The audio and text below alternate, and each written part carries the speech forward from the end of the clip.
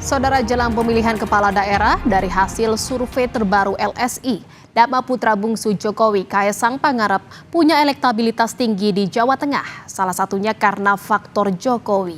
Nama Kaesang pun muncul di bursa Pilkada Jakarta. Lalu bagaimana membaca efek Jokowi dan Pilkada 2024?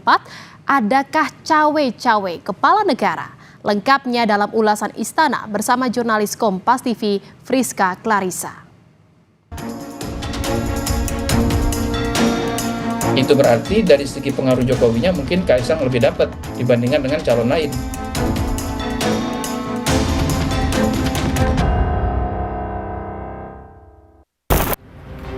Jelang pemilihan kepala daerah, nama-nama kandidat mengemuka di berbagai provinsi kunci. Terbaru, hasil survei LSI soal peta elektoral Jawa Tengah menyebut nama putra bungsu Presiden Jokowi, Kaesang Pangarep, punya elektabilitas tinggi, salah satunya karena faktor Jokowi. Lantas, bagaimana efek Jokowi di pilkada dan adakah cawe-cawe di dalamnya? Lengkapnya dalam ulasan Istana bersama saya, Friska Clarissa. Nama putra bungsu Jokowi yang juga Ketua Umum PSI Kaesang Pangarep muncul di bursa Pilkada Jawa Tengah dan Jakarta. Di Jawa Tengah, Kaesang punya elektabilitas tinggi. Terbaru, Lembaga Survei Indonesia merilis survei peta elektoral sementara di Jawa Tengah menjelang Pilkada 2024. Survei dilakukan terhadap 1.200 responden pada periode 21 hingga 26 Juni 2024. Wawancara responden dalam survei ini menggunakan metode telepon dengan margin of error diperkirakan 2,8% pada tingkat kepercayaan 95%. Kaesang tercatat berada di posisi puncak pada simulasi 6 nama. Kaesang meraih 25,6%, Ahmad Lutfi 16,1%, Taj Yassin Maimun 13,4%, Bambang Wuryanto atau Bambang Pacul 9,7%, Abdul Wahid 6,2%, dan Sudaryono 6%, serta tidak tahu atau tidak menjawab 22,9%. Direktur Eksekutif LSI Jayadi Hanan menyebut ada faktor Jokowi yang memengaruhi tingginya elektabilitas Kaesang. Jayadi menganalisis angka popularitas dan keterpilihan Kaesang masih bisa disaingi. Namun jika ia maju di Jawa Tengah, efek Jokowi akan lebih kuat berdampak pada putra bungsunya itu. Artinya dari sisi popularitas dan kedisukaan Kaesang masih bisa disaingi maksud saya. Tapi dari segi pengaruh Pak Jokowi, tentu saja kalau nanti Kaesang benar-benar maju di Jawa Tengah, Pak Jokowi kemudian secara terbuka walaupun ataupun tidak terbuka menyatakan dukungannya, tentu afiliasi Pak Jokowi ke Kaesang akan lebih kuat, dugaan saya ya. Itu berarti dari segi pengaruh Jokowinya mungkin Kaesang lebih dapat dibandingkan dengan calon lain. Tapi dari segi popularitas dan kedisukaan masih harus dilihat data berikutnya. PDI Perjuangan mempertimbangkan untuk mengusung Kaesang dalam Pilgub Jawa Tengah. Ketua DPP PDIP Puan Maharani menyebut partainya mengkaji sejumlah nama yang mumpuni untuk maju dalam pilkada. Nama Kaesang masuk pertimbangan karena elektabilitasnya dinilai bagus berdasarkan hasil survei di Jawa Tengah. Juga ada Mas Kaesang. Nggak apa-apa, bagus. Tapi kan Mas Pacul mungkin lebih ini di Jateng, tapi kok malah Mas Kaesang. Ya nggak apa-apa, bagus Kaesang. Itu mungkin dipertimbangkan nggak sih? Iya dong, menjadi salah satu pertimbangan juga. Partai Gerindra juga membuka peluang untuk mengusung Kaesang di Pilgub Jawa Tengah. Namun Gerindra masih menunggu kesediaan Kaesang untuk maju atau tidak di Pilgub Jawa Tengah.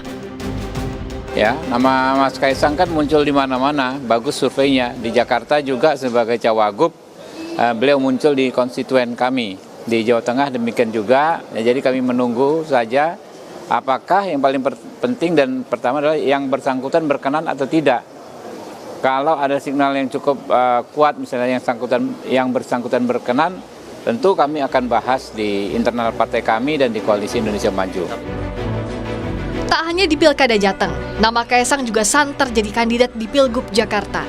Saat ditanya akan maju di Pilkada Jawa Tengah atau Jakarta, Kaesang meminta semua pihak sabar menunggu. Ia bilang akan ada kejutan di bulan Agustus nanti. Ya itu kan ini ya alhamdulillah aja. Tapi baik lagi untuk Jakarta ataupun Jawa Tengah. Seperti yang saya bilang, tunggu kejutannya di bulan Agustus. Soal Kaesang maju ke Jakarta, sebelumnya Sekretaris Jenderal Partai Keadilan Sejahtera Abu Bakar Al-Habsyi menyebut Presiden Jokowi cawe-cawe dalam pilkada. PKS menyatakan Jokowi menyodorkan putranya Kaisang Pangarep untuk duduk di Pilkada Jakarta. Ini kan sudah biasa deh cawe-cawe mulai dari presiden sampai mana. Khawatir biasa. Jadi nggak ada masalah, biar aja. Karena nanti kalau misalnya Pak Jokowi nyodorin Kaisang jadi wakilnya RK misalnya. Sudah nyodorkan. Sudah nyodorkan. Ya, kita lihat saja. Presiden Joko Widodo tegas membantah pernyataan Sekjen PKS yang menyebut dirinya menyodorkan nama Kaisang Pangarep ke partai-partai untuk maju di Pilgub Jakarta. Jokowi membantah dirinya cawe-cawe.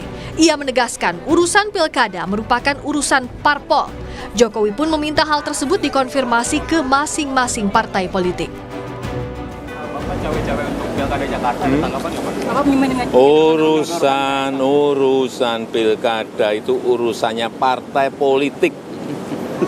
Urusan mencalonkan itu juga urusan partai politik. Saya bukan ketua partai, saya bukan pemilik partai. Jadi jangan ditanyakan kepada saya.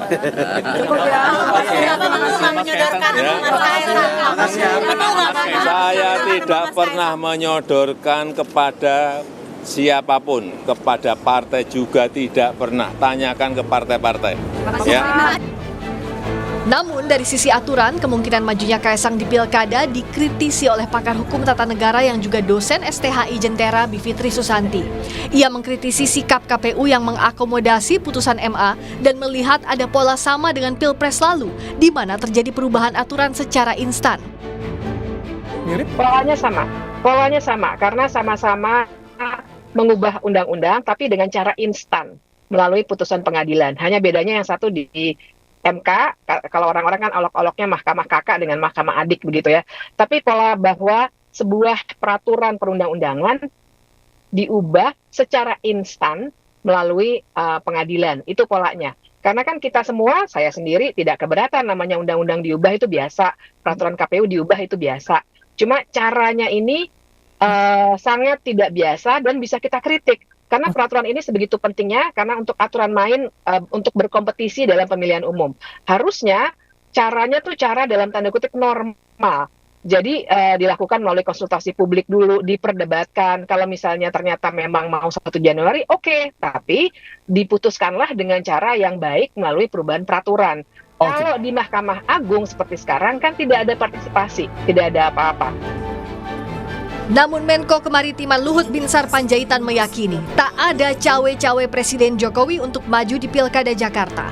Luhut juga yakin Jokowi tak ikut campur saat Gibran maju sebagai cawapres di Pilpres 2024. Luhut menyebut Jokowi justru sangat demokratis. Jangan asal ngomong lah.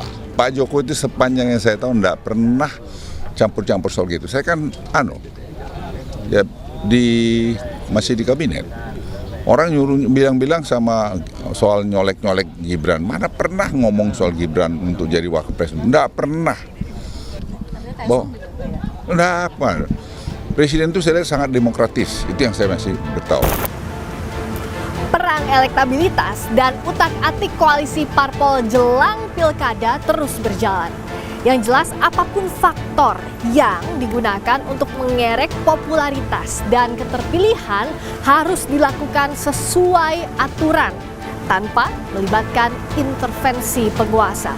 Friska Clarissa, Wandi Hansen, Kompas TV, Jakarta.